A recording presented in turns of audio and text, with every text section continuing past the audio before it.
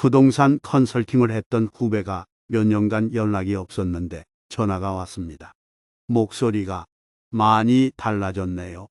핸드폰 번호가 후배의 번호라서 받았는데 무언가 날카롭던 목소리가 중후하게 저음도 많이 들어가고 동굴 소리도 나고 들으면서도 긴가민가 했습니다. 오랫동안 연락이 끊어져서 걱정도 했다고 말했더니 죄송하다고 하네요. 죄송하다라는 말이 후배의 입에서 나오네요. 처음 듣는 경험이라 놀랍기도 합니다. 사람이 변했구나라는 생각이 강하게 들었습니다. 뭐지? 하는 생각도 스쳐갔습니다. 제가 알던 후배가 맞는가도 싶었습니다. 거래한 고객들이 불친절하다는 이야기를 계속했다고 합니다. 컴플레인, 불만을 가진 고객들에게 지쳤다고 합니다.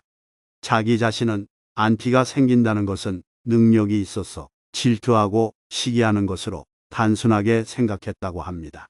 그러나 어느 순간 마음의 병이 생겨서 두려워서 사람을 만나는 것이 힘들어졌다고 합니다. 그래서 많이 쉬었다고 합니다. 제가 아는 후배는 지역 분석을 철저히 하고 동향을 예측을 잘하는 컨설턴트였습니다. 상가를 추천하고 그 추천받은 상가가 좋은 평가가 나와서 상가 투자업계에서는 유명한 전문가였습니다. 빌딩을 매수하는 투자자에게는 영향력이 컸어 항상 상담을 하는 스케줄이 빡빡해서 저도 얼굴 보기가 힘들었습니다. 전화상으로 잠깐 통화만 할 수 있었던 후배였습니다. 매수한 건물주의 입장에서는 공실률도 낮고 수익성도 좋아서 인기가 많은 전문가로 통했습니다. 조물주 위에 건물주라는 말이 생겼지만 상가의 경우에는 다른 것이 현실입니다. 공실이 생기는 경우 상가를 임차하는 임차인이 갑이 됩니다. 건물주가 갑이 되는 경우는 그 지역의 상권이 발전해서 서로 임차를 하려는 상황이 되어야 건물주가 갑이 됩니다.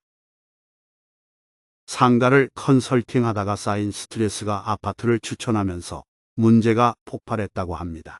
전문 분야가 상가여서 아파트에는 미숙한 부분이 있었다고 합니다. 자신의 전문 분야가 아닌데도 불구하고 상가 컨설팅 경험으로 아파트를 추천하는 과정에서 미숙한 부분이 생겨서 큰 문제가 되었다고 하네요. 잔금 일자가 6월 1일 되면서 매수자와 매도자 간의 분쟁이 크게 발생하면서 서로 간에 대단한 싸움이 발생하고 말았다고 합니다.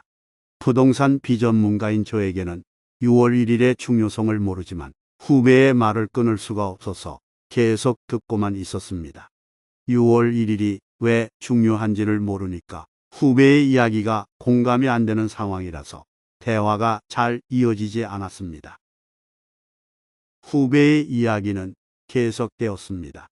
자신이 지식노동자, 즉 컨설턴트로서 지식을 팔고 있었다고 생각했다고 합니다.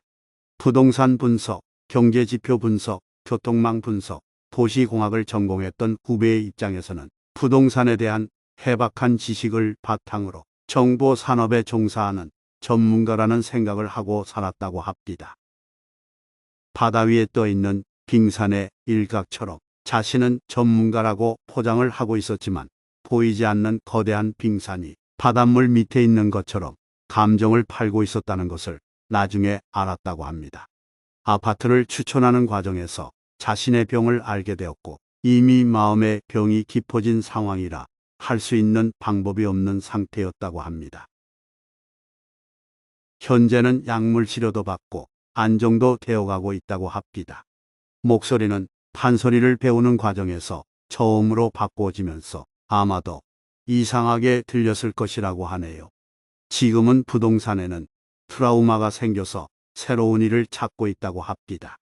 다니는 병원의 전문의도 예전에 일을 하면 병이 다시 발병이 될 것이기 때문에 힘들더라도 새로운 일을 권했다고 합니다. 전화를 끊고서 6월 1일이 왜 중요한지가 궁금해서 세무사에게 전화를 했습니다. 세무사가 답변을 하네요. 6월 1일 기준으로 재산세와 종합부동산세 줄여서 종부세를 내야 하기 때문에 매수자와 매도자가 항상 싸움이 발생한다고 합니다. 고가의 아파트의 경우에는 보유세가 강화되어서 금액 단위가 커지기 때문에 쉬운 문제는 아니라고 합니다. 친한 세무사에게 전문가의 세상은 어떠한지에 대해서 물었습니다. 아는 후배가 감정노동자라고 하던데 맞는지도 물었습니다. 세무사가 답변합니다.